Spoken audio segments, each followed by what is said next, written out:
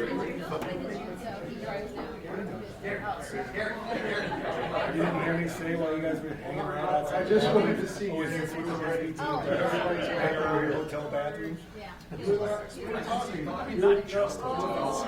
Willie truck stop. He's waiting. Rest stops. We need to make sure we promote the silent auction. We want to get a few more bids on those, get those going. Actually bid on that Kingston hat because we got a guy back there who's trying to get a cheaper hat than he gets from his own team. So run that thing up. Yeah, run that one up. The bat looks really good. The wood looks really good. Big unit bobblehead looks awesome. Come on, just get it up, like, get all that stuff. You know, even if it's $5 above the regular bid, nobody outbids me. That's the rule. You can sneak a bid on your phone while Willie's talking. If he catches you, though, I'm not responsible. There'll still be a few minutes afterwards before we close it up, so just take a look at everything and make sure you get a bid in. Because the money we get from that is just kind of bonus money that we use to help pay the shortfalls or any extras that we have at the conference. So it's important to try and get those couple extra nickels there. Another thing, I'm doing the talking right now, I guess, because I was the president this last year for the Vintage Baseball Association. Didn't make that too big a deal. Gary had been president for 3 years, and according to our bylaws, he couldn't be president another year. So I took the opportunity to be the president. I was actually the first past president of the Vintage Baseball Association without ever having been president. It was just a nuance. The first year we founded, we had 9 guys, we had 9 officers positioned. We said, what are we going to do about past president? We're just starting. I said, I'll take that one because it seemed like there wouldn't be a lot to do. 30 years later, I had my chance and we completed the circle. But last thing I want to do is just a little anecdote. A lot of us here, we've done the research and the history and things like that about our teams and vintage baseball and everything. One of my favorite stories we used to repeat a lot at these conferences was one of the teams, their budget in their team books was for cigars and oyster dinners after the games. They spent more money on the banquets and the fun after the games than they did on the ball equipment and things like that. So I just hope that everybody appreciated this. The dinner's always nice to get together. Now that we play a game regularly and then we come and eat, it sort of feels like we're recreating the old game, the old camaraderie, and getting together and just sharing the fellowship as much as we're sharing the love of the game. So what I'm going to do now is I'm going to introduce Gary because he's going to introduce, sort of down the line here, Eric Berg is going to introduce Willie. But Gary, he's put a lot of work into this conference, so this is his chance to say a few words.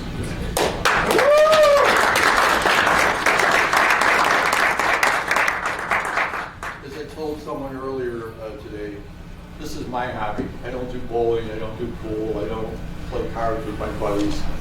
This is it. So hopefully you guys had a good time.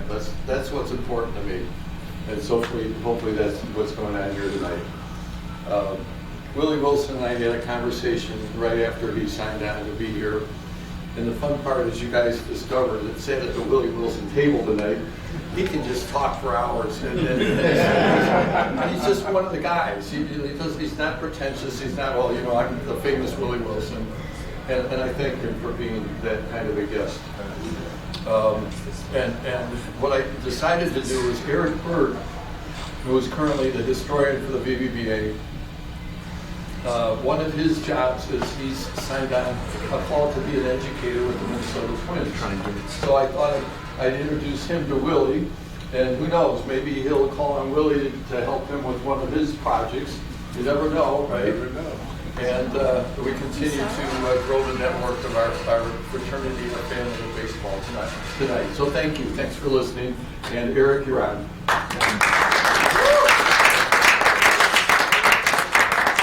I think I'm just going to use teacher voice. Is that better? Yeah. There's a weird buzz anyway, so. Are we recording? Tell me we're recording. Oh, you're just teach us. So, we'll introduce our guest tonight. I want to start with 2 quotes and then we'll do more of the formal introduction. So this is Billy's scripture, Willie's first minor league manager in 1974. He said, having Willie Wilson in center field is like having 4 outfielders. That is quite a compliment. And I love this second one. This is Dwight Evans talking about Willie Wilson in 1980. I always hope he hits the ball to left so I can watch him run because I've never seen anything like him turning second. That's a nice one. Nice one.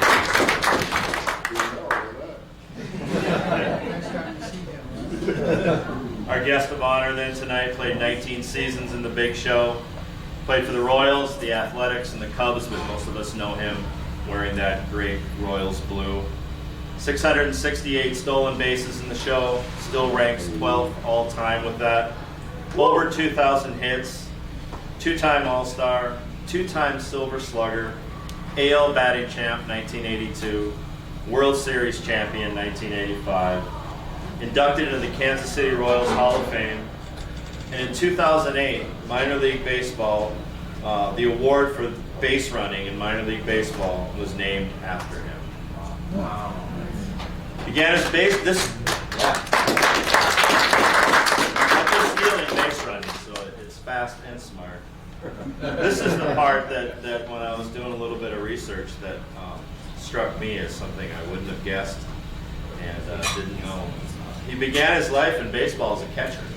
And you don't see catchers with that kind of speed ever. But began his baseball life as a catcher at Summit High School.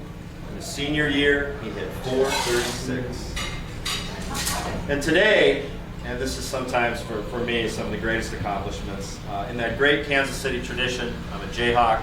I lived in Kansas City, Missouri for 3 years, so I understand the baseball culture in Kansas City. And the tradition that the Royals have of giving back is really unmatched, I think.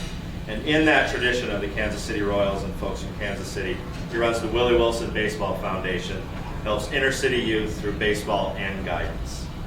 Welcome to Vintage Baseball, Willie Wilson, the league where we pay to play.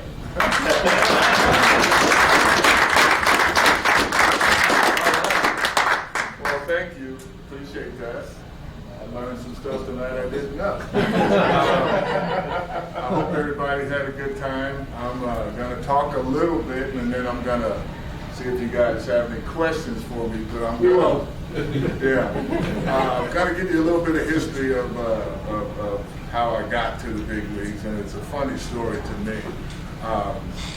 Born in Montgomery, Alabama.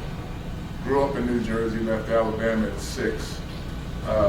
Grew up in New Jersey and was a pretty good athlete, but I didn't start playing baseball until I was probably about 8th grade.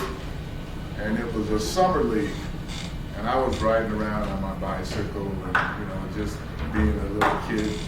And one of the guys there, Mr. Guida, he was head of the athletic department, and he said, why don't you get off that bicycle and go do something constructive? And I said, what would that be, Mr. Guida? And he said, why don't you go join that baseball team? And so I went over to the baseball team, and at the time, it was first come, first serve. If you were playing center, you were going to be in center. If you were playing first, you were going to be in first. The only thing open was catching. And luckily, we had a coach who had played AAA for the Philadelphia Phillies, who was a catcher. So he taught me a bunch of stuff about catching, and I always tell kids they say the game starts when the pitcher throws the ball, but the game doesn't start until the catcher makes the call. And the catcher controls the game. He's the only one looking that way. He's telling everybody and moving everybody. So I found that very interesting, and so I started playing baseball. But my best sport was football. And I liked playing football. I was an All-American football player. And I signed a letter of intent to go to University of Maryland. And there was this guy there at University of Maryland. I went to a spring game. He wore number 54. And his last name was White. And I kind of said, that guy's pretty good. I want to meet that guy. So I went in there in the locker room, and the coach, which was Jerry Claiborne at the University of Maryland, and he called this guy out of the shower. And the guy's first name was Randy. You guys ever heard of Randy White, played for the Dallas Cowboys? Yeah. So I'm a buck 90. I don't know how much he weighed, but I know he was big as a house. And he was huge. And the coach was going, Randy, want you to meet our next running back. And he walks out the shower with his towel on. He was just buffed. He looked at me and he goes, I hate running backs. That was how I was introduced to Randy White. So in my brain, I'm like, you know, nice to meet you and all that, but if I got to run into you every day, I'm going to play this game of baseball. So that's how I got into baseball. And so when I got there in 1974, when I was drafted out of high school, I was drafted #1 for the Kansas City Royals, 17th in the nation. I was kind of mad because I didn't really want to play baseball, but my mom needed some money. And she had just got fired from her job. And at the time, back in those days, you could go to college and play one sport and then be a professional in another if it didn't work out. So I said, if it didn't work out, I'm going to go back to the University of Maryland and play football. So when I got to the complex the Royals had down there, it was the first complex, I think, in baseball that had a school in it. Oh. And you could go to school and you played baseball and you had the cafeteria there and the 5 baseball fields. And it was called the Royals Academy. And Frank White was the first guy to graduate out of the Royals Academy, and then UL Washington came after him. So everybody wanted to know why I was #1. Well, I don't know. But they picked me #1, but all those guys are mad. Well, I grew up in New Jersey, and my mom never told me to, you know, to get into fights. But she told me and taught me how to fight. So I didn't say a whole bunch, but when they kept getting on me, I figured I'm gonna knock somebody out. So I knocked the guy out. Boom. Second day in the camp. Well, the word got around to all the other people, don't mess with that guy from New Jersey, he's crazy. So that helped me out a great deal because I could concentrate on baseball. And so when I got there, didn't know whether I wanted to be there or didn't want to be there. I wanted to be there until I struck out 5 times on my birthday in AA. And then I made my mind up, this game's not going to beat me. I'm going to beat this game. And that's when I decided to put a full 100% into baseball. So 1976, I got called up. I graduated out of high school in 1974. So now I got called up and I'm kind of hanging out and thinking I'm going to go to the playoffs with the Yankees. And 76, 77, 78, we just kept losing to the Yankees. So that was different, but my first game in the big leagues, I get called up. I didn't drink, I didn't smoke cigarettes, I was a pure athlete. Well, being a young man in the big leagues, around a bunch of adults that like to drink, they lined up 3 vodka and orange juices for me. 1, 2, 3, drink them, Rook. You want to hang with us, you got to know and do what we do. So I learned how to drink and smoke cigarettes. So I get to the ballpark the next day, it was a day game. I got a hangover. I hadn't drank before. I don't know how to drink. I'm drunk, right? So I'm just sitting there trying to mind my own business. And they go, hey, Rook, you ready to play? Like, yeah, who's pitching? Nolan Ryan.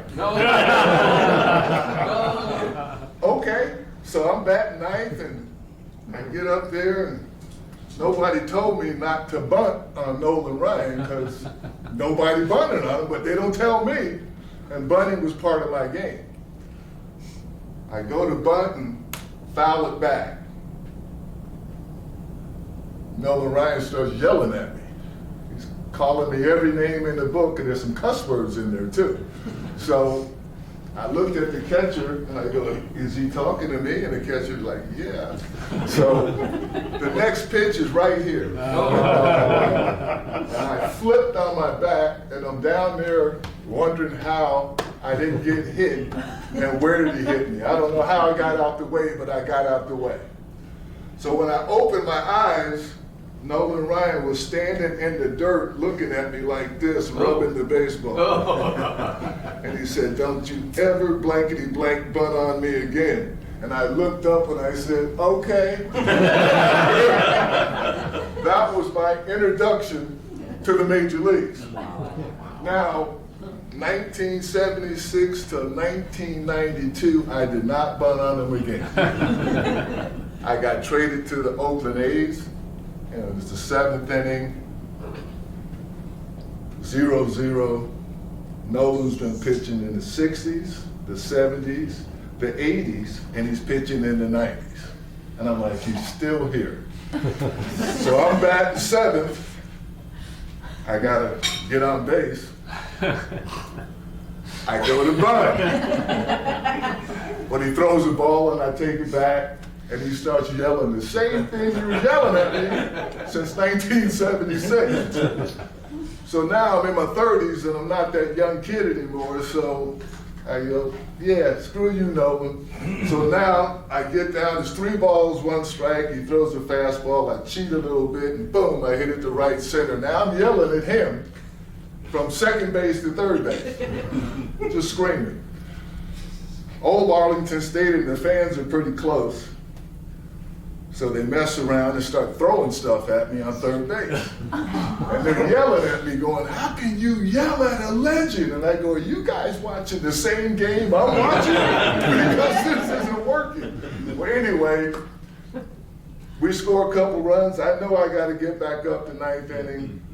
I know what's going to happen. Everybody on the team knows what's going to happen. But I say to the team, I go, you know he's going to hit me, right? And they go, yep. So I said, I don't want anybody to come out, just let him hit me. And because we're going to the playoffs, they're not. I go to the umpire, you know he's going to hit me, right? And the umpire goes, yep. So I don't dig in, I just get up there and I go like this, go ahead, hit me, and he throws a strike.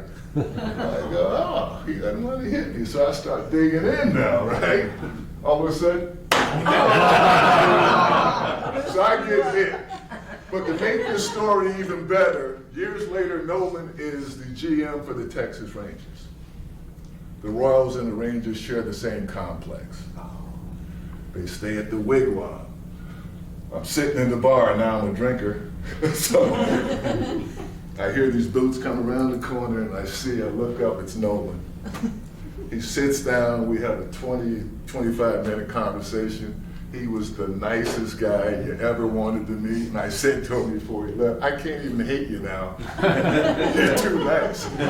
But he said to me, he goes, you know, I think I'm a little bit over my boots as a general manager. And for that guy to think that, and the Texas Rangers to go to 2 World Series, that's something right there. That's my Nolan Ryan first big league game. But in 1985, I'm kind of sure you guys want to hear about the World Series. But my first World Series was 1980. And we played the Philadelphia Phillies. And yeah, tell me about it. Had a great year, hit 326, I had 83 stolen bases. Scored 100 and something runs, and George Brett and myself were a pretty good combination. And got to the World Series and struck out 12 times. Oh. 12 times. Worst 7 days I had in my life. So, real down on myself, but the way I am, every year, they would mention me in the World Series because I had 12 strikeouts. My name just kept circulating, right? So after a while, I just was like, okay, they're gonna mention me. This guy's got 8 strikeouts, or this guy's got 9, right? It went on for probably 20, 25 years. And then Howard for the Phillies. Ryan Howard, he's got 11, and I'm hoping he gets a hit. Please get a hit. He ends up with 14 now. I don't even get many. But that was the first World Series that I was in. I don't know how you guys look at pressure, but that was the most pressure I was ever in the World Series, because I felt like I lost it because I didn't get on base, I didn't score any runs, hardly. Just had a bad series. So for years, it haunted me. And every now and then things just haunt you, you just don't want them to, but they do. So I got a chance to redeem myself in 1985. But before that, Billy Martin, I talk about him a lot, but he's really a good dude, he was. He went to a doctor in Texas, and the doctor gave him a shot. It punctured his lungs. Oh. Right? Well, I didn't know that. I was sick for like 2 weeks. I thought I had the flu. I go in to get a shot from the same doctor. And so he told me in my brain, he said, get up on the bench over here. And I went to get up and he stuck me. And I bent the needle, leaning back, like, dude, what the hell? So anyway, I was allergic to penicillin. I did not know it. And I can't move, I can't do this. So I had to go home, emergency surgery. So now this is my 85 season going down the drain. And so for 2 weeks, I'm kind of sitting in a hospital. And I was actually lucky, because if I would have came in a day later, he said I would have died, because I was just going downhill. Didn't sleep for like 2 to 3 days because I was in Texas. Got home, didn't sleep that night, went in the next night, and then finally got an operation. So anyway, we had Omar Moreno, who came over from the Pittsburgh Pirates. He filled in for me. But the way it worked out, I got rest. And I was a little bit more healthier, or more strength-wise, for the latter part of the season. So when September rolled around, I had to test my legs out, make sure I could play, but I was healthy. So when the World Series came in '85, we played the St. Louis Cardinals. And they had a pretty good team. Ozzie Smith, Jack Clark, Vince Coleman, Willie McGee. They just had a really good squad. Andrew Har pitching. They had some really good guys, and they deserved to be there too, but they were kind of identical to us. And their manager was our old manager, Whitey Herzog. And so Whitey just made them like he got us going. And so anyway, we ended up, we played let me get this right now, we played the Toronto Blue Jays, and this was the first year it went to 7 games. It used to be 5, right? We were down 3-1 against the Blue Jays, and won the next 3, and beat them. We were down 3-1 against the St. Louis Cardinals, and won the next 3, and won the World Series. But to make things better, for why I tell that story is, from the 12 strikeouts in the World Series in '80, I got 12 hits in the 1985 World Series. So that's what, it took a lot off of me doing that. To win a World Series, I don't know, there's a lot of great players that have never been to one. There's a lot of great players that wish they'd been to one, and a lot of great players that have never won one. So I'm very fortunate to be in 2 and won 1. And I always feel like we should have won that 1980. But have you guys ever heard of Bo Jackson? Yeah. I was fortunate enough to play with him from the 1986 to 1990. And Bo was a football player. I mean, he's pretty good. He was a big boy, right? So we're out in the outfield. This is just a quick story before you guys can ask me some questions. It was 2 outs. Man on first. And I'm telling the outfielder, Danny Tarble on my left, that's nothing over your head. Move back. So Bull moves back. We call Danny Tarble Bull. He moved back. Bo's on my right. I don't really know Bo that well, but I know he's quick, got a good arm, and he can hit every now and then. And I don't know if he knows what the signals meant. So I went, Bo, nothing. And he just went like this. Right? I'm like Dr. Jekyll, Mr. Hyde. When I'm playing, I'm in a really different area. I'm just concentrating. Now, so the guy hits the ball to where I told him to get back. Now, I was always taught, hit your cutoff, man, and keep the double play or the winning run off the second base. So he gets the ball, and I'm yelling, 2, 2, 2, because if the guy that hit the ball gets on second, a base hit, we lose the game. I don't care if we give up the 1 run to tie it. I don't want to get the run to win it. So I'm thinking how baseball's played. He gets it, and he just fires out bullet to third. I mean, it was great. Everybody's safe. I looked at him, and I don't know why I said it. I go, this is my freaking house. When I tell you to freaking move, you move like that, right? And his eyes got this big. And his chest just grew up. And in my brain, I'm like, uh-oh. I go, he's gonna beat me in front of 40,000 people, right? And he stuttered. And he goes, I'm gonna you up like that, right? And I go, well, make it after the game. We got 1 out to give. So he looked at me and he went that way, and I went back, and I'm still looking. Anyway, ground ball, we get out of the inning. All right, we win the game. Now we're running off the field. And I'm looking over at him, and I go, hey. He looks at me, I go, we good, right? And he took about 3 or 4 more steps, and he went, yeah. So, but to make that story a little bit different, he would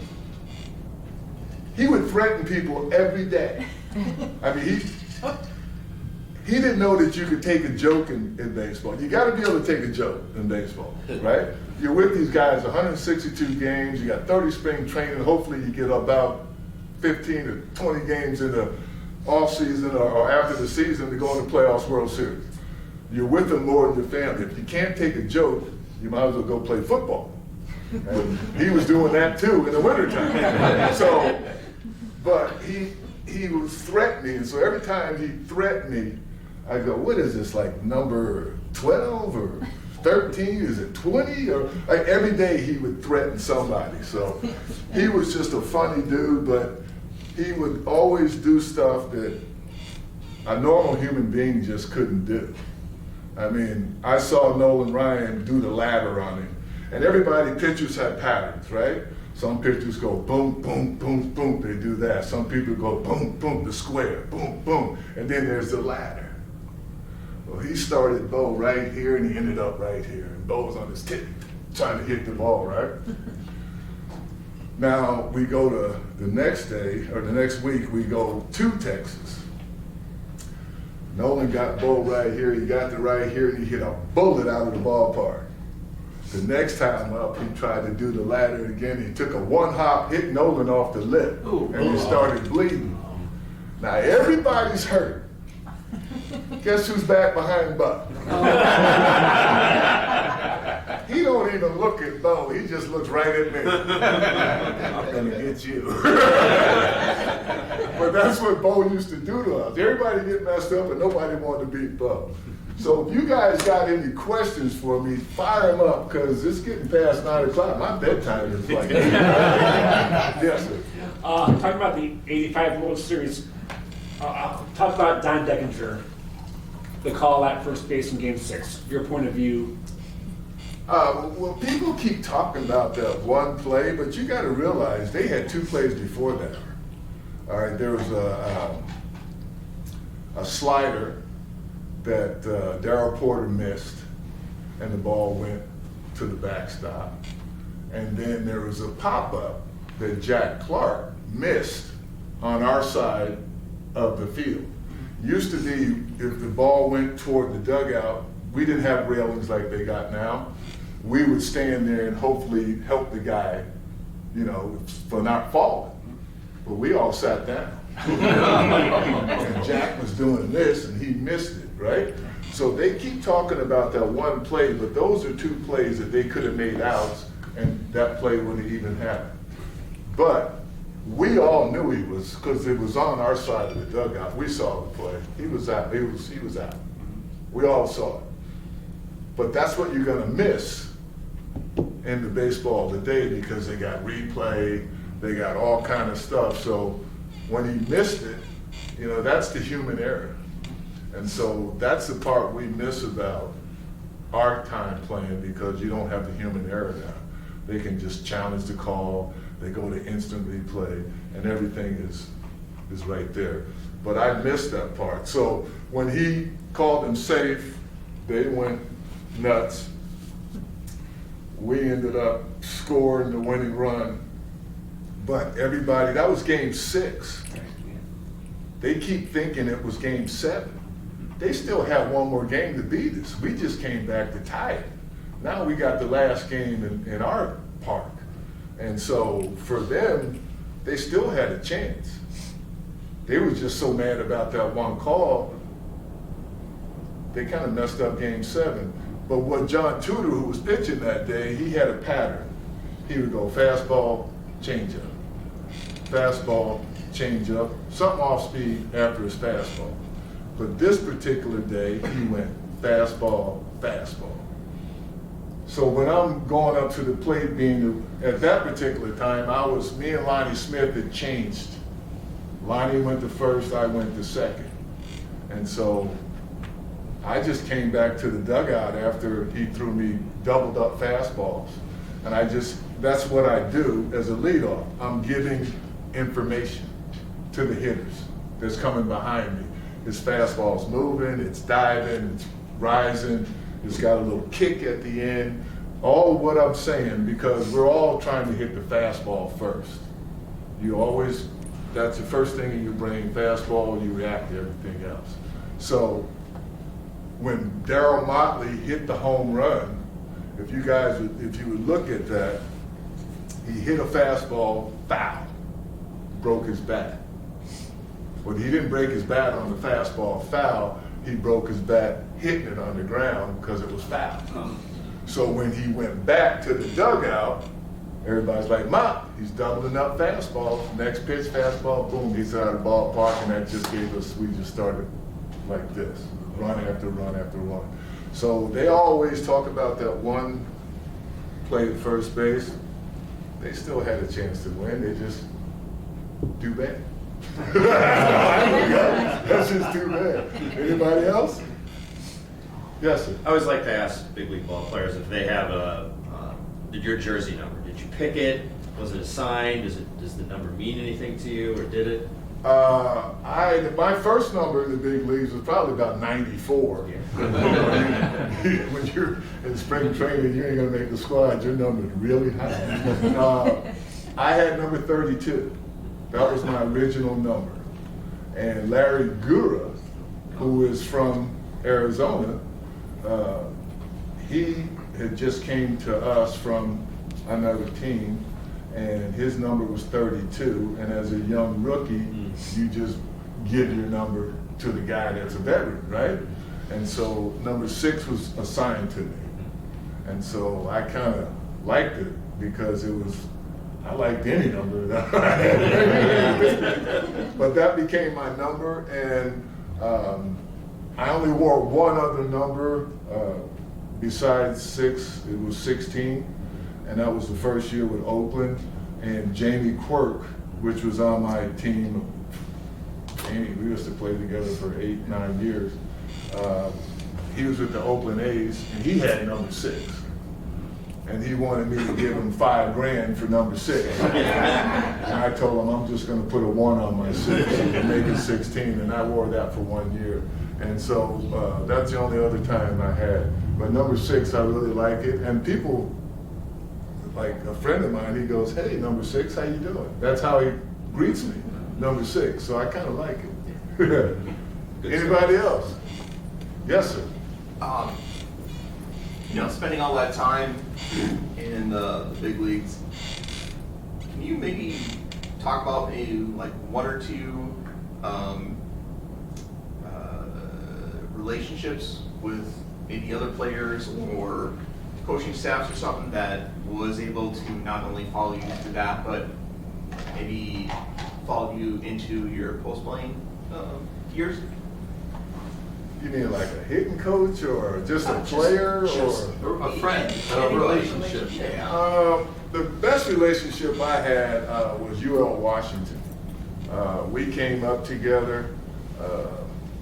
We were in AAA. Well, actually, UL Quiz and myself, we kind of came up together. And Wash, a couple years ago, died of cancer. He was my closest friend on the team. But what they tell you is, don't make your friends so close on the team. Like, have a friend, but make your friends part of the neighborhood, because players go and they come. So you try not to get too close to anybody. But there were 5 of us that played together for 15 years, and that was George Brett, Hal McRae, Dan Quisenberry, Frank White, and myself. We played together 15 years, so that was pretty cool for me. And but Wash was my very best friend out there, and just we roomed together. We all got married on the same day. How about that, right? I'm inviting him to my wedding, and he's calling me to invite me to his wedding, and I go, "What day is it?" And we go, "Oh, really?" So we got married, and Clint Hurdle, all 3 of us got married on the same day. So that was kind of weird, but I didn't have to go to anybody else's. So that was cool. But yeah, you have a lot of friends, but it's the guys that when you're together, like when we get together now and we do an 85 reunion or an 80 reunion, we're the same. The guys treat each other the same, we joke the same. I'm still this guy, Amos is still that guy, I run errands for him, go get me this, go get me that, you're still the young kid. I'm 70, like, why do I have to keep doing that? But you do it out of respect and just because, that's kind of part of it, so. And then I usually do it to the guys that were younger than me, so you have a lot of good friends, but you just try to just keep it friendly, and you try to have your neighbors and all of that be your friends. I have a question. You had, I caught part of your talk earlier. You were talking about the grains in the bat. Yeah. There's, when you see a bat and the grain is like, you got like 20, like all kind of grain, grain. That's a bad bat. Okay. It's gonna crack, it's gonna peel. But if you see a bat and it's got 5 to 6 grains, that's a thick, hard bat, and it'll last a long time. And then when you get your boxes of 12 that we used to get, you're looking for those bats, because you only get 1 or 2 in there. And when you find them, you use those for game days, and you use the other ones for a BP. But you don't use it because it's a good thick bat, so. Yeah. Piggybacking off of that, is the fineness of the grain a function of the age of the wood that it's drawn from? Like the thicker the grain comes from the core of the tree, and the thinner the grain comes from like an outer section of the timber. Do you think that core wood really is where it's at? Yeah.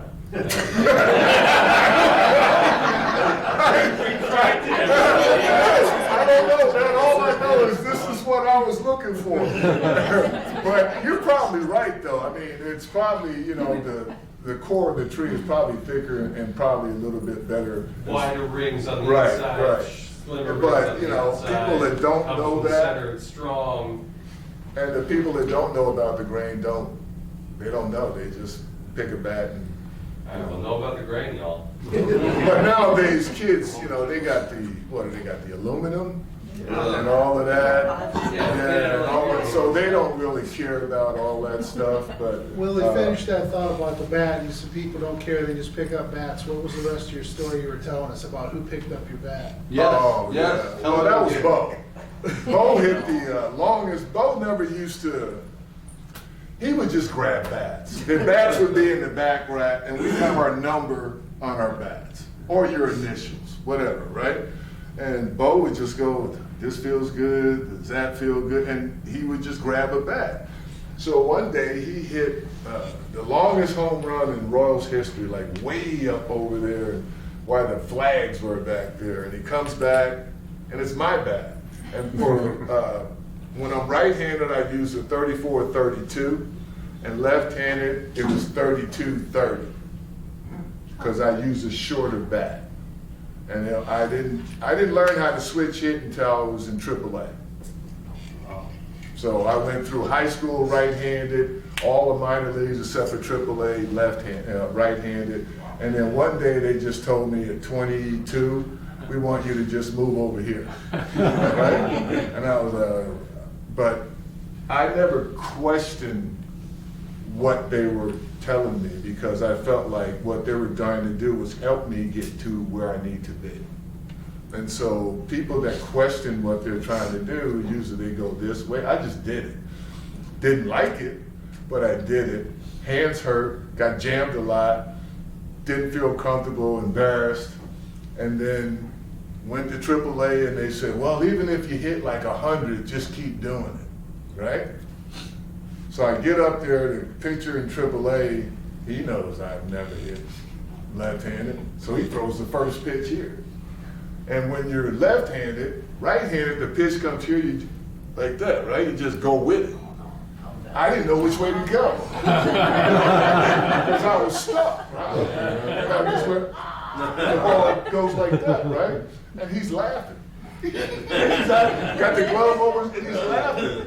So I just got mad, hit the bat, and where he threw the next pitch, he threw it outside, and I went, yeah! And I hit it down the left field line, I went, ooh. And it hit off the thing like this and popped that way, and I hit second, I hit an inside park home run. Wow. And I went like this. Maybe it'll work. So I ended up that year hitting 277, I had 70-some stolen bases. We went to the playoffs. I got called up to the big leagues, and that was it. So it was just the best thing that ever happened to me. But Charlie Lau was our hitting instructor. And I wasn't, it was AAA, you might have 2 good pitchers on the 5-man rotation.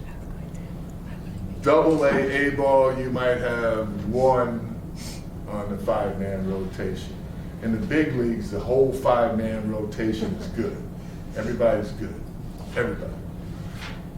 I was getting messed up mentally, and so because 3 balls, 1 strike in the big leagues, you don't know if a fastball's coming, split finger, change, you're all out in front. So he wanted me to hit a certain way. When I first started, I would just go like this. But then, when in the big leagues, my hands couldn't go back. And I was going right here and just flipping.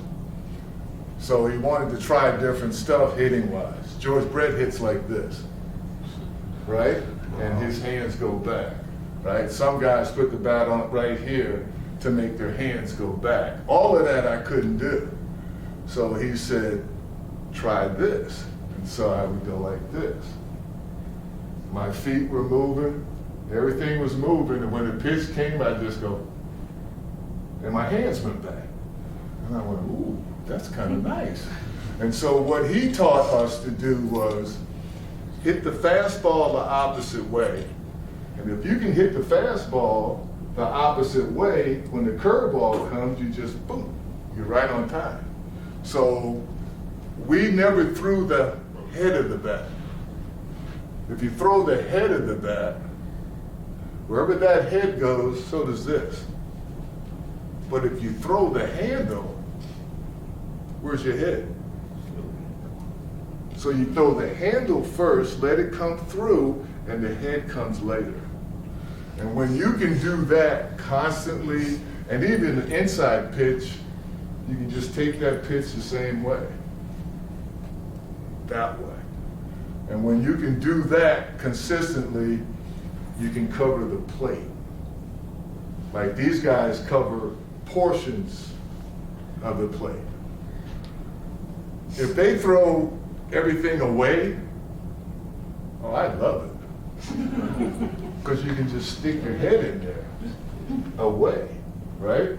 But if here, those guys want the inner part of the plate, and they want to get long, right? You see a ball right here with a man on third, and all you want them to do is just touch it, and you got a ribby. But they want to hit home runs. They want to strike out 4 or 5 times instead of just making contact. But they get paid to hit home runs. So if you can find a guy that can be consistent, how many guys you see in the big leagues that are hitting 201, 198, and making millions? I wouldn't want to hit 300 either. I mean, what good is it? You can hit 300, you're still going to make millions. You hit 150, you're going to make millions. So these guys they don't have the, I won't say the same drive, I just don't think they have the same stuff that we looked at. There was one year the Chicago Cubs had a former major league ball player as their hitting coach, and the next year they fired him, and they hired a hitting coach that was about driving the ball, swinging up on the ball. Have you seen that? I mean, it sounds like yeah, they have their swing path is this way. Yes. Our swing path was that way. It was down, right? So it's like if you see the ball, if you see a plane take off, it goes like this, right? Well, that's how we wanted to hit a baseball. You're almost like you want to chop it in half. But are you noticing Major League Ball, it's all about hitting the long drive. It's not. I don't know what is it called that they're and all of that, right? And so I don't really particularly watch a lot of games now. I get upset. I hate to see an outfielder go. He doesn't know where to throw it. All right? Yeah. You should know that before the ball gets to you. You should have 4 or 5 scenarios in your brain before the ball gets to you. So as soon as it gets to you, you go boom, boom, or boom, boom, that way. You know it. If the ball bounces this way, if it bounces that way, if it bounces this way, if it's up in the air, and if it's a line drive. All of that is in your brain, right? What's the speed of the runner? Are they not teaching that anymore? You know what? I have to go next week to go to spring training. And they don't allow us to teach. We just put a uniform on, walk around, and eat. And it really is frustrating because if we tell them something, their coaches are telling them something else. So we don't want to confuse them. So we just shut up and just walk around and watch. Unless they ask us a question, we can't give them advice. The Bisbee Black Sox vintage baseball team is looking for a guy like you. Not at 70. We're willing to listen. We'll listen to anything. We got food too. It's a different game. There's some really good players out there. I mean, I love Bobby Witt Jr. I mean, he's an old school kid.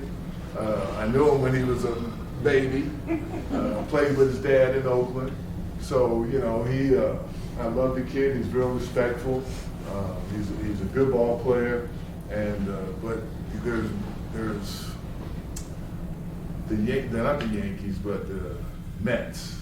What's his name? The guy that's getting all the money. So, Don't like him. I don't like him because he's about the money. He's about money, money, money, instead of team. And right now, that's the philosophy of all these young kids. I want to go here where I can make money. Well, if you go make money and you don't produce, then that just bugs me, man, because, you know, they got you. He had a great chance to be with the Yankees, right? They had a good stuff going, but he wanted more money than somebody, and he goes over to the Mets and they, excuse me, suck, because I'm a Met fan. I love the Mets. I grew up rooting for the Mets, so that's why I don't like him, because he's a money guy. And if that's the case, then it just makes the game look bad for me. That's all. Anybody else? Yeah. So this isn't meant to make anybody count their years, but number of candles on the birthday cake. So that's not what this is about. But watching you up there, move your hands and those gestures, I mean, athletes of your level have that. I mean, you see that, you just are transported right back to 10 years old, sitting in front of the television with Joe Garagiola and Tony Kubek watching that playoff game. Speaking of Gary, Joel, and Kubek, you know who are guys that were the announcers in the dugout? You think of- Costas? Come on. Yeah, let's go. Come on. Come on, figure it out. All right, do it. I'm not. there's, he was okay, I'll give you a hint. He did a lot of boxing. He was Muhammad Ali's, Oh, Howard Cosell. and the other guy, Al Michaels? he did ABC News, and Oh, Jim McKay? he was, now he does HBO. Oh, Gumble. Yeah. yeah. So Brian Gumbel's on one side, Howard Cosell's on the other side, right? And Howard's over there shaking with the microphone like Willie Wilson. Oh God! But that was who the guys were with Kubek and Joe Garagiola were upstairs in the. You named some great names. That group that you played 15 years with is just amazing. That group of guys, and you're lucky. I mean, you know how lucky you are. I don't have to tell you, but that's an amazing group that you got to play with. You're talking batting stances. Charlie Lau was one of the best, and you know I remember Freddie Patek's stance is one that stands out as the all-time, you know, in the all-time list of unique stances. Everybody had a different one. But my question really is about where were you the day the pine tar hit the bat? Where was Willie Wilson that day? I started the game and I dove for a ball and I hurt my shoulder. So I was upstairs in the locker room putting ice on my shoulder, watching the game on a black and white TV in Yankee Stadium. Think about that. So black and white too, right? Oh, fuzzy this. So George hits the home run, so I get up and I go out and I'm gonna walk down, go through the tunnel, and I'm get by the bat rack and, you know, want to see what's going on, not thinking what's happening, because I didn't know what was happening from the training room down to the dugout. And as I get down there, the umpire is measuring the bat on the home plate and all of this, and George is over there sitting down going, if he calls me out, I'm gonna fucking kill him. If he calls me out, I'm gonna kill him. And he said it, got ready to say it again, and the umpire just goes, bam, like that, right? And he just, boom, he takes off. And I go, and I'm looking like from the bat rack, I go, oh, he's gonna hit him. And he's coming out there like this, and one of the coaches or players jumped in front of George, but the other umpire came and grabbed him and was choking him like he's trying to, and you know, people thought he was mad at the umpire. He was trying to get away from the umpire, choking him, right? That's what he said later. But I always tell people that's the longest game in history. Yeah. Because we had to come back 2 weeks later to finish the game. Because it was supposed to be the last out in the ninth when George hit the home run. So we had to come back on our off day, going to Baltimore, flying to New York, take batting practice, everything, right? Get up. We got to get our last out in the top of the ninth, right? So we got to make an out, then they got to do their outs, right? So they swing at the first 2 pitches, 2 ground balls, 2 outs. You hear some guy over there in the Yankee dugout going, "Hey, take a pitch!" So the funny part was Billy Martin, he came to first base and he got ready to say, "Well, did George touch first base?"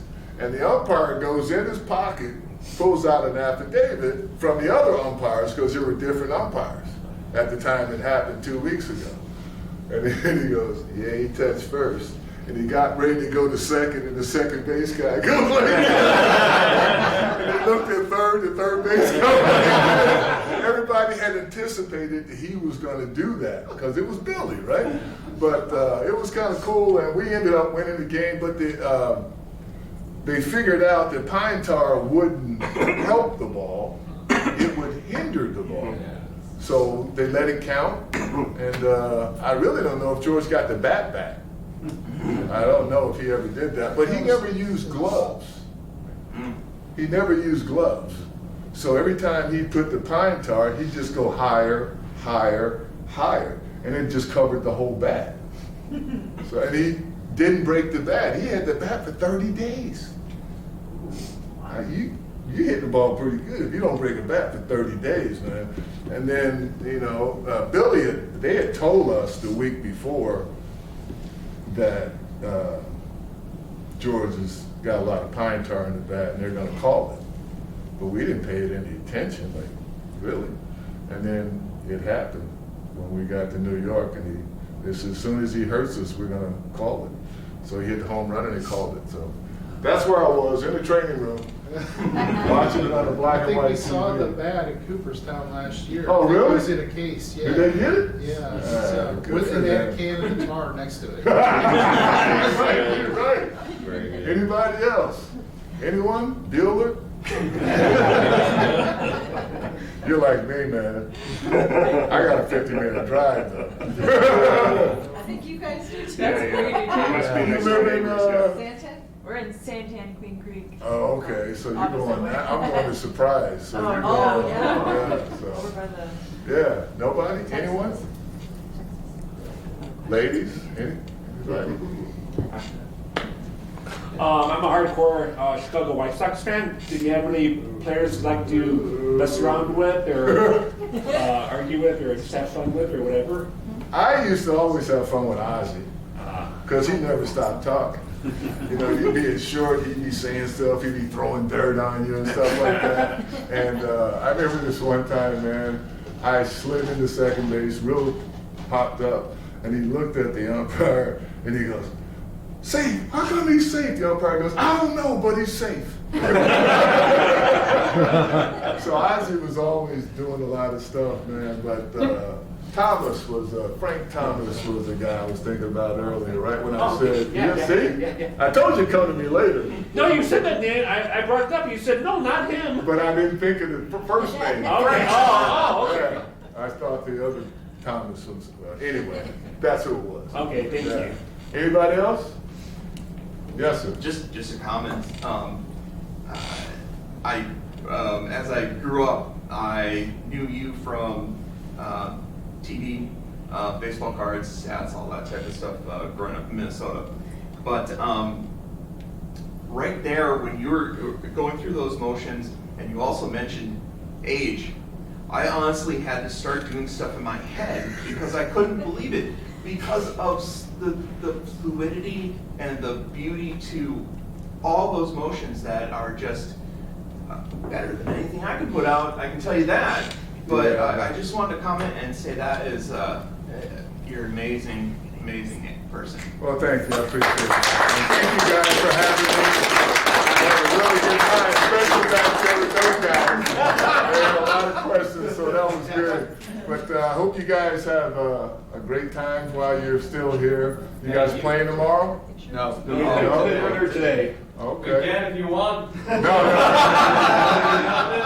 No, I'm gonna go home and go to bed. And I'm gonna watch some golf tomorrow. Who do you favor in the golf?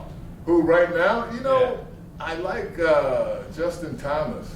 I mean, I really like him. I see him, and but this what's his name? Abrick or whatever, the guy that's leading. He's actually playing pretty good. But for me, I just play golf 3-4 times a week. I love playing. Keeps me out of trouble. She knows where I'm going to be 4 or 5 hours until so that keeps me out of trouble, and I just love it, man. And you know, I walk, so that helps me stay in shape too. I didn't walk today though. It was too high. It was too high. That's my advice to you. Right-handed. But if I'm near a tree and I got to get on this side. Do you have like a set How do you of navigate lefties the in club when you your have bag? to switch in? Huh? How do you navigate the club when you have to switch in? Excuse me. I just No, you're fine. turn it over. Yeah, turn it over. Turn it over. I'm not gonna buy a new club. Or You one have like club. another set inside. No. You gotta have at least a club in there for rocks. You know, there's always a desert club, man. You keep a little 7-iron in there, old beat up 7-iron, and then you just when you gotta go on the rocks, you know. These guys that I play with, I play twice at the military base, Wednesdays and Saturdays. Luke Air Force Base out here. And I know a lot of military dudes, and man, you can't cheat. Those guys will get on you. But it's kind of fun, man. Those guys are really good people, and you know, I wouldn't trade it for anything, man. I'd go to war with those guys. They're pretty good people. So, anyway, man, if no more questions.